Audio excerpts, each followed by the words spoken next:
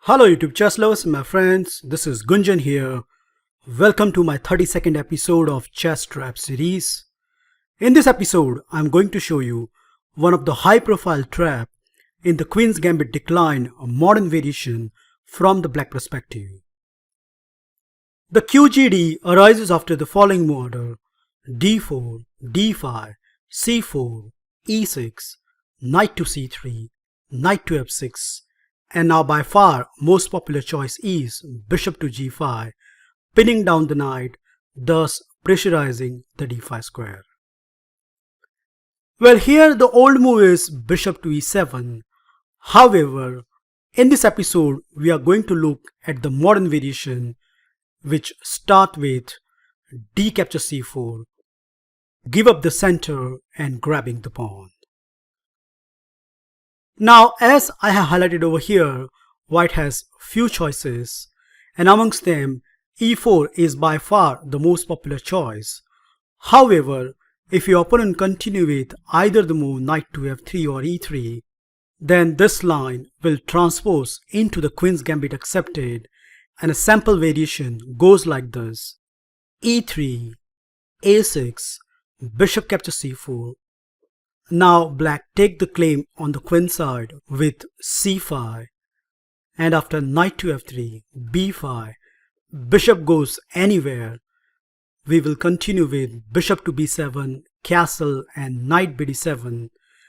And as you can see, black's simple plan of campaign is he wants to play bishop to e7, castle, and then quickly undermine the white center, which give him the fair share of the play in the upcoming middle game. So if you want to include this line in your repertoire, then you definitely look out this variation in depth. Okay, e4, what else? So white is more than happy, as not only he get this wonderful center, but he is going to get his pawn back, and what more you can ask from the opening? Well, that's fine, but black has a nice cunning move in the picture, namely bishop to e7, unpinning the knight and asking white, are you ready to go into my trappy business? Well, again, the most popular choice in this position is bishop capture c4, and that's where our trap springs into the picture. However, just for your understanding, if your opponent here continue with knight to f3, then I think the simplest continuation start with h6, and white again has to be careful, as bishop to h4 leads to the same trap as we are about to see. So more or less, white obliged to capture this knight, and after bishop captures f6, and the move bishop capture c4, yes indeed, white has a wonderful center and a better piece development.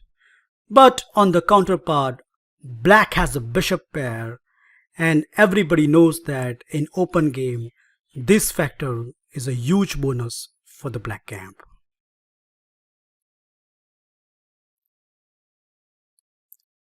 So finally, let's see what's going on after the move bishop to c4, which is in fact, if you check in online database, there are roughly 150 games goes into this direction, where unfortunately for the white, he fall into the trap on the 6th move of the game.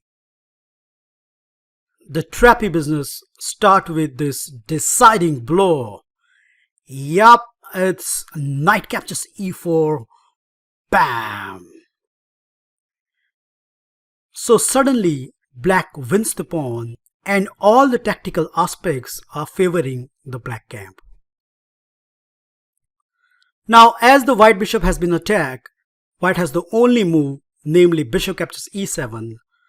However, if white continue with knight captures e4, then the simplest variation is bishop captures g5, knight captures g5 and queen captures g5, which not only simplified the position with a clear pawn advantage, but black has some ongoing pressure on the g2 pawn, which give him sufficient edge to win this game.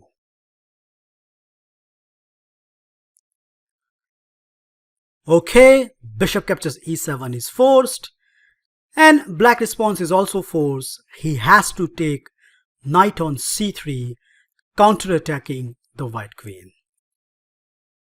Again, there are 3 replies has been tried, and amongst them I think queen to g4 is the most critical. However, first of all, let's see what's going on in other replies.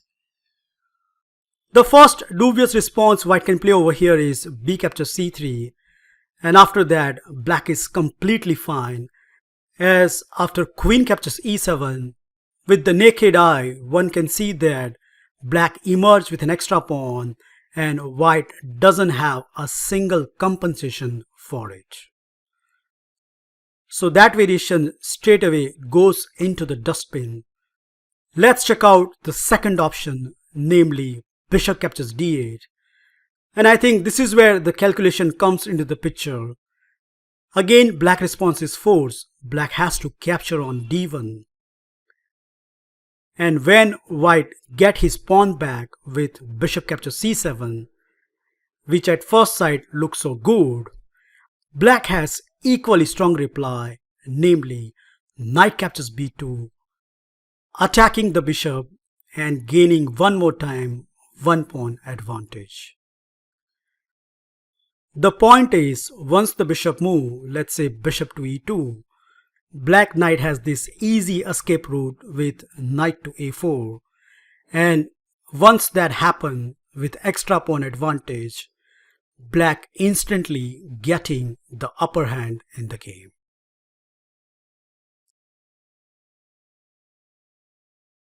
Last but not least, what happens if your opponent continue with the most critical move, queen to g4? And to my surprise, there are only 3 games played with this variation, and I'm afraid black doesn't reply properly. The correct move in this position is king captures e7, which at first sight looks completely strange, right? But it has its own point, as black wants to keep his extra pawn on the board. Now, apart from king captures e7, one can also try the move queen captures e7. And the point is, after the move queen captures g7, which is the obvious response, black has this nice tactical resource, queen to b4, which gives him great attacking chances on the white loose king sitting in the center.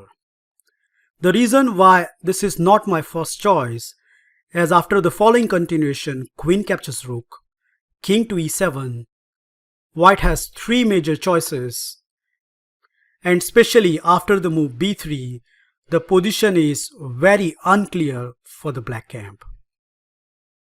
But if you are more than confident to play this line over the board, then you should definitely try it, as per the engine, this gives a clear advantage to the black camp. However, I think my first preference is to go with king captures e7, as it is very straightforward and it is not easy for white to justify his pawn loss. For example, if we continue with queen captures g7, then we can simply continue with knight to e4 and black emerge with extra piece. So that's not a great choice for the white.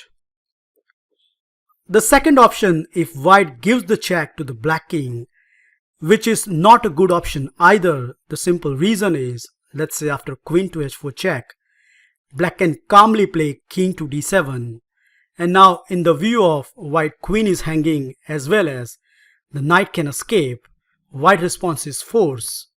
He has to exchange the queen and then take the knight on c3, where again black emerged with a clear pawn advantage. So more or less at this point, white is forced to capture the knight on c3, which take the piece back instantly. But now comes the point behind the move king captures e7, as black is going to continue with king to f8, protecting the g7 pawn. And the obvious plan in this situation is g6, king to g7, and because white doesn't have dark square bishop, his king is quite safe at the g7 spot. The big surprising point about this variation is there is not a single game reached to this position, so with some careful study you can definitely go for the full point. I just like to give you a sample line where even though with the base play by white, black still obtain a very good position and a clear pawn advantage. Knight to f3, completing the piece development, and you already know black's next move, right? Yup, it's g6. And if white continue with solid moves, then black can do artificial castle and seriously claim a winning advantage. So white has to go for this aggressive move, h4, trying to open up the black king. Now the key thing you have to remember in this line is, whenever the h4 happens, you should not allow white to play the move h5, and accordingly, we are going to play the move h5, counter-attacking the white queen. After queen to e4, king to g7, once we can take out this rook and put the queen on lovely squares, it is very hard for white to justify his loss of pawn. Well, okay, white has this lovely square for his knight, namely knight to g5. But apart from looking pretty there, that knight is absolutely doing no harm to the black camp. We can calmly continue with rook to f8, and after castle on the king side, the important plan you have to remember is this knight maneuver, knight to d7, heading towards important square f6. And after the base continuation, that is rook f2 even, knight to f6, queen to f4, and now queen to d6, trying to exchange queen when we are pawn up. And once we develop our light square bishop, I think it is only black who is playing for the win in such a situation with a clear, decisive pawn advantage.